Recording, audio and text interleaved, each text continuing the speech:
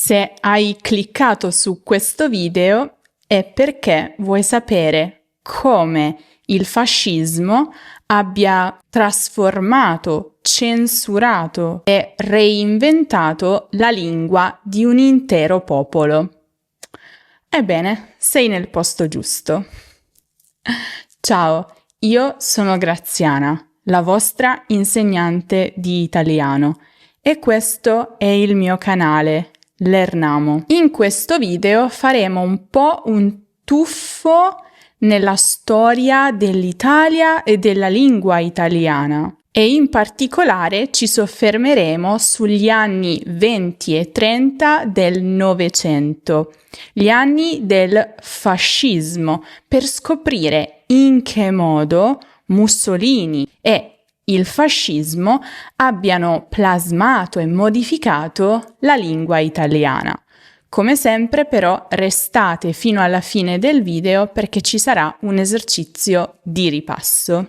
Infatti Benito Mussolini e il regime fascista decisero di intervenire direttamente sulla lingua italiana, modificandola, purificandola e usandola come strumento di potere. Infatti, la lingua non è mai neutrale. Chi controlla le parole controlla il pensiero.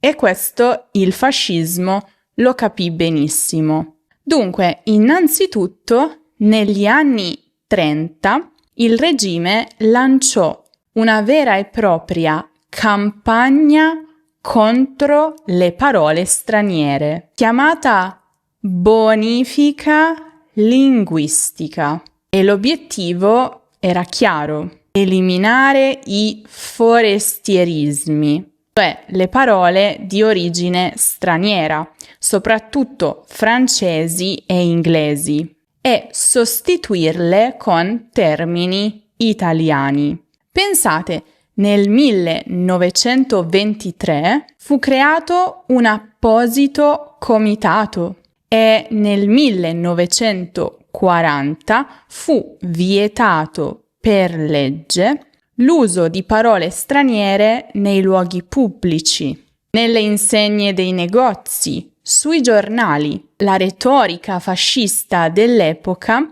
quindi un po' il mantra, se vogliamo, la lingua è l'anima della nazione. Chi non parla italiano non è italiano. E dunque ci sono state delle trasformazioni importanti. E già, infatti, durante il ventennio fascista, dal 1922 al 1943, la lingua italiana fu oggetto di una vera e propria campagna di autarchia linguistica, guidata in particolare dall'Accademia d'Italia e dalla Reale Accademia della Crusca, che mirava a sostituire tutti i forestierismi con neologismi italiani. Vediamo un po' una lista piuttosto esaustiva, divisa per ambiti. Per esempio, secondo voi come era stata sostituita la parola cocktail? Ebbene, con la parola arlecchino. Sapete chi è Arlecchino, no? È una delle maschere italiane più famose. Oppure anche bevanda arlecchina o coda di gallo, tramezzino al posto di sandwich, coniata da Gabriele D'Annunzio. Qualità al posto di standard, autista invece di chauffeur, autorimessa invece di garage, anticamera invece di hall, albergo invece di hotel, réclame divenne pubblicità, toilette divenne gabinetto o ritirata, buffet divenne rinfresco, bar divenne mescita o, questa è simpatica, qui si beve. Potete immaginare perché. Menù divenne lista o lista delle vivande. Dessert divenne fin di pasto o posto. Al posto di brioche fu introdotta brioscia. Invece di whisky, spirito. E invece di champagne, champagna. Anche il taxi fu italianizzato in taxi. L'autobus divenne autocorriera. E, restando in tema di mezzi di trasporto, tram fu sostituito con guidovia.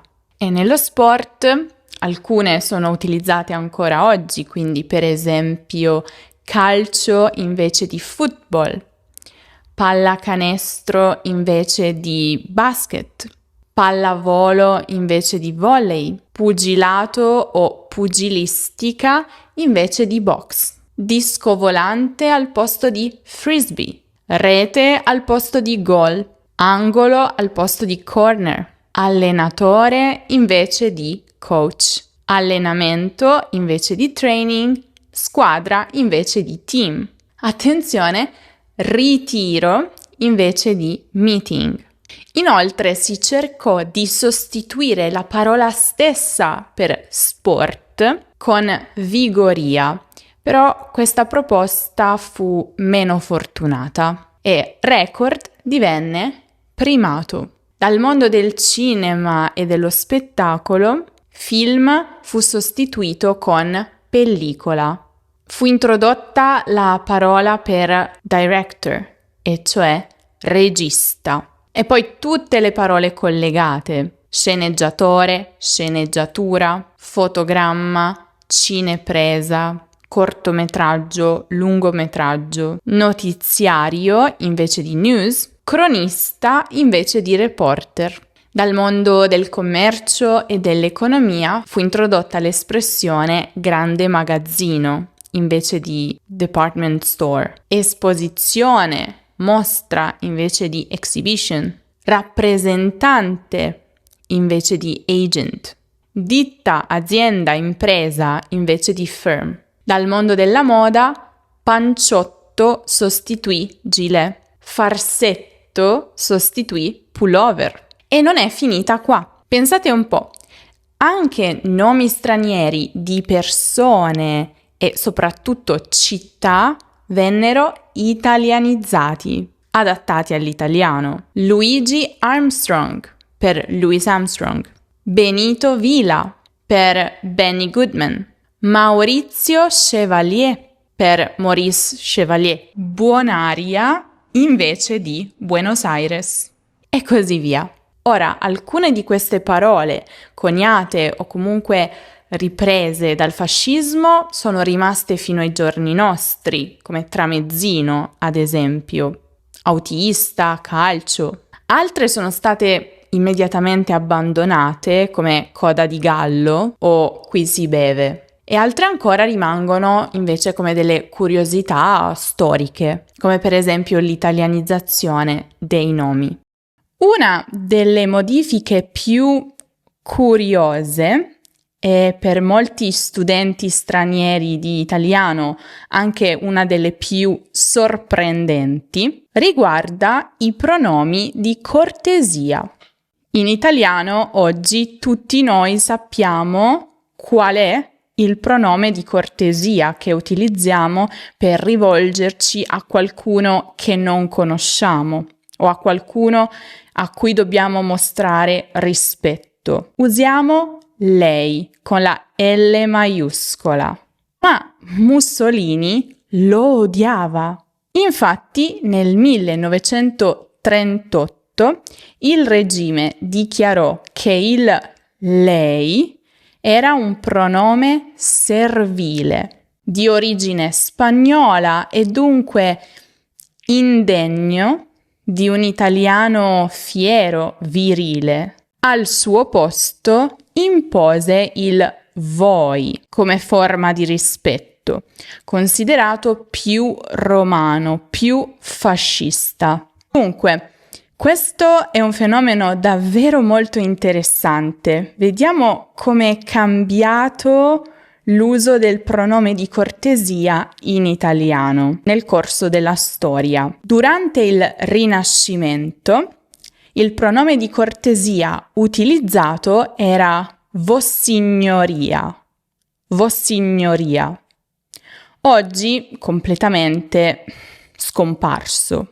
A partire dal Settecento, poi, come pronome di cortesia si è affermato il lei, che è tuttora utilizzato, ritornato proprio a seguito del crollo del regime fascista. Ma durante il regime fascista, e in particolare dal 1938 al 1945, il lei era scomparso e al suo posto si era affermato il voi, imposto appunto dal regime.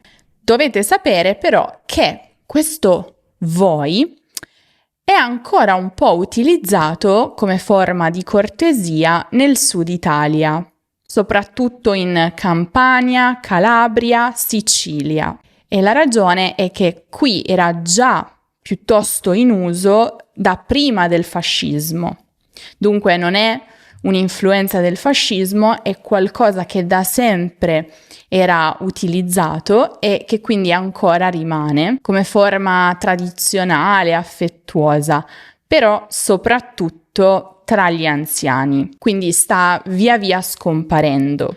Qual era invece il rapporto del fascismo con i dialetti? Va detto, l'Italia è un paese di dialetti. Prima dell'unificazione, quindi prima del 1861, ogni regione aveva la sua propria lingua: veneziano, napoletano, siciliano, piemontese. Molti italiani ancora negli anni '20 parlavano il dialetto come prima lingua e l'italiano come lingua da imparare. Il fascismo però vedeva i dialetti come un ostacolo all'unità nazionale, perché il suo obiettivo era costruire un'Italia unita, forte, con una sola lingua. E così i dialetti vennero scoraggiati nelle scuole e nella vita pubblica. Si voleva un italiano standard, un italiano uniforme, chiaro. Paradossalmente, però, il regime non riuscì mai a eliminare del tutto i dialetti. Erano troppo radicati nella vita quotidiana. E anche molti gerarchi fascisti in privato continuavano a parlare dialetto. Questo è un fenomeno italiano molto particolare. Succede la stessa cosa nel vostro paese con i dialetti? Hanno sempre avuto un ruolo così importante e forte, sono quasi impossibili da sradicare? Fatemelo sapere nei commenti. E inoltre vi ricordo che se volete potete guardare il video dedicato proprio ai dialetti italiani che trovate qui in alto nella card o giù in descrizione. Mentre se volete rileggere tutte queste informazioni che vi sto dando, più degli approfondimenti, potete passare dal nostro sito web lernamo.com. Andando nella sezione lezioni c'è una barra di ricerca, digitate quello che vi serve, le parole chiave, e subito vi compariranno gli articoli dedicati a quell'argomento. Inoltre ogni articolo ha alla fine degli esercizi interattivi per ripassare e un podcast che potete scaricare e ascoltare quando e dove volete. Quindi abbiamo un articolo per ogni lezione e ce l'abbiamo anche per questa. Il link ve l'ho lasciato in descrizione. Ma proseguiamo con la storia.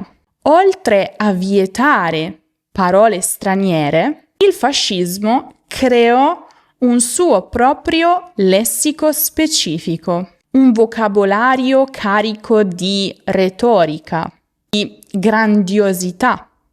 e di richiami all'impero romano, perché l'obiettivo era fare in modo che la lingua trasmettesse gloria, forza, obbedienza. Quali erano dunque le parole che sono state introdotte proprio dal regime fascista nella lingua italiana? Sicuramente duce, dal latino dux, che significa capo, condottiero, e che era il titolo di Mussolini. Camerata, che indicava un compagno o una compagna fascista. Dal latino camera, che significava stanza. Squadrismo, ossia la violenza organizzata delle squadre fasciste. Patria, cioè la nazione, parola usata quasi ossessivamente, in senso sacro. Manganellare. Il manganello nel fascismo era lo strumento simbolo della violenza squadrista, usato sistematicamente per intimidire, reprimere e sbaragliare gli oppositori politici. Da qui il verbo manganellare per indicare l'azione. Balilla, figlio della lupa, giovane fascista. Questi indicano tutti i vari livelli in cui era suddivisa la gioventù ai tempi del fascismo. Camicia nera. La camicia nera era l'uniforme e il simbolo paramilitare del fascismo italiano, adottata dagli squadristi tra il 1919 e il 1922, che rappresentava l'ideologia violenta e rivoluzionaria. Fascio, e cioè il simbolo romano, il fascio littorio, adottato dal regime. Dunque, ormai questo dovrebbe essere chiaro, per Mussolini la lingua era un vero e proprio strumento di propaganda, tant'è che i suoi discorsi erano studiati per colpire emotivamente. Frasi brevi, ritmo martellante, ripetizioni, esclamazioni.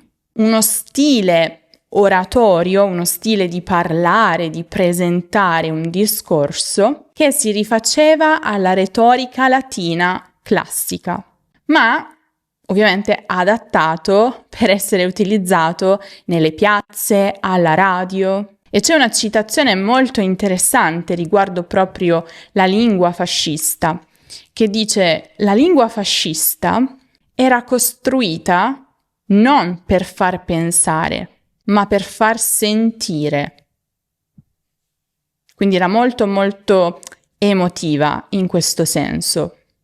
Cosa è rimasto oggi di tutto questo? Dunque, l'eredità linguistica del fascismo in realtà è meno visibile di quanto si possa pensare. La maggior parte delle innovazioni imposte dal regime è scomparsa con esso. L'italiano moderno ha reintegrato moltissimi prestiti stranieri, bar, film, sport, manager, e nel corso del Novecento ha anzi adottato moltissimi nuovi anglicismi soprattutto. Però quello che ci resta è sicuramente una consapevolezza, e cioè la lingua può essere utilizzata come uno strumento politico. E studiare queste vicende, secondo me, è sempre molto interessante, perché ci aiuta a guardare la lingua da un punto di vista più critico e a capire perché certe scelte linguistiche non siano mai davvero solo scelte grammaticali. Voi conoscevate questa storia? Fatemelo sapere nei commenti, fatemi sapere se anche nella vostra lingua è successo qualcosa di simile, quindi questo legame tra la politica e la lingua. Se invece amate la storia, allora vi consiglio di guardare il video dedicato alla storia dell'italiano, come è nata la lingua del bel paese, che trovate qui in alto nella card o giù in descrizione. Adesso rimanete là perché c'è l'esercizio per voi. Vediamo quanto ricordate di tutto quello di cui abbiamo parlato. Ma prima, se vi piace la storia e la cultura italiana, dovete assolutamente entrare nell'Accademia di Lernamo. I contenuti al suo interno sono davvero tantissimi. Ci sono i podcast che vi danno la possibilità di scoprire cose nuove proprio sulla lingua, sulla cultura italiana. Sono tutti suddivisi per livelli. Così come sono suddivisi per livelli anche i tantissimi esercizi interattivi che trovate nell'Accademia, riguardanti tantissimi argomenti di lingua e di cultura italiana, di vocabolario. Potete scaricare centinaia di PDF su tutti gli argomenti grammaticali, storie, anche queste divise in livelli, che potete leggere quando volete. Ogni settimana prepariamo per voi un riassunto delle notizie che riguardano l'Italia e ve le spieghiamo parola per parola. E, rullo di tamburi, chat di intelligenza artificiale, pensata specificamente per insegnare l'italiano. Potete o scrivere o parlare e vi risponderà parlando, vi correggerà, vi offrirà delle alternative più naturali. Se c'è una parola che non conoscete, facendo doppio clic la potete salvare nelle vostre flashcard, che poi potete ripassare quando volete per assicurarvi di non dimenticare nulla. E potete creare i vostri propri mazzi di flashcard sui più diversi argomenti. Potete anche accedere al nostro gruppo Telegram esclusivo in cui potete interagire con me, ci sono anch'io, e con tantissimi altri studenti proprio come voi che si sono iscritti all'Accademia. Visitate il link lernamo.com/accademia che vi lascio anche in descrizione. Io vi darò alcune affermazioni e voi dovete capire se siano vere o false. Nel 1923 fu creato un comitato per eliminare le parole straniere dall'italiano. Vero o falso? Mussolini impose il pronome voi al posto del lei perché considerava il lei di origine spagnola e quindi indegno. Vero o falso? La parola calcio fu inventata dal fascismo per sostituire football. Vero o falso? Il fascismo riuscì a eliminare completamente i dialetti regionali dall'Italia. Vero o falso? La parola duce deriva dal latino dux, che significa dolce. Vero o falso? Vi lascio pensare ancora per un po' di tempo, tra poco vedremo le soluzioni, ma volevo ricordarvi, se ancora non lo avete fatto, di iscrivervi alla newsletter di Lernamo. È molto semplice, è gratuito, ma avete tanti benefici. Una notifica ogni volta che pubblico un nuovo video, contenuti esclusivi che vi mando ogni settimana e, selezionando il vostro livello al momento dell'iscrizione, riceverete anche ogni settimana un episodio di una storia in base al vostro livello, con le avventure dei personaggi, gli esercizi, curiosità grammaticali e così via. E adesso vediamo un po' le soluzioni del vero o falso. Nel 1923 fu creato un comitato per eliminare le parole straniere dall'italiano. È così. Mussolini impose il pronome voi al posto del lei perché considerava il lei di origine spagnola e quindi indegno. Anche questo è vero. La parola calcio fu inventata dal fascismo per sostituire football. Anche questo è vero. Il fascismo riuscì a eliminare completamente i dialetti regionali dall'Italia. No, non ci è riuscito. La parola duce deriva dal latino dux, che significa dolce. Falso, anche questo. È vero che duce deriva dal latino dux, ma questa significa guida, condottiero. Com'è andata? Fatemelo sapere nei commenti. E con questo è tutto, vi ricordo, se il video vi è stato utile e vi è piaciuto, di lasciare un mi piace che ci aiuta sempre tanto e iscrivervi al canale se ancora non lo avete fatto. Non dimenticate di seguire l'Ernamo su tutti gli altri social per tutti gli altri contenuti esclusivi che pubblichiamo solo lì. Io vi saluto, ma vi aspetto prestissimo in un nuovo video.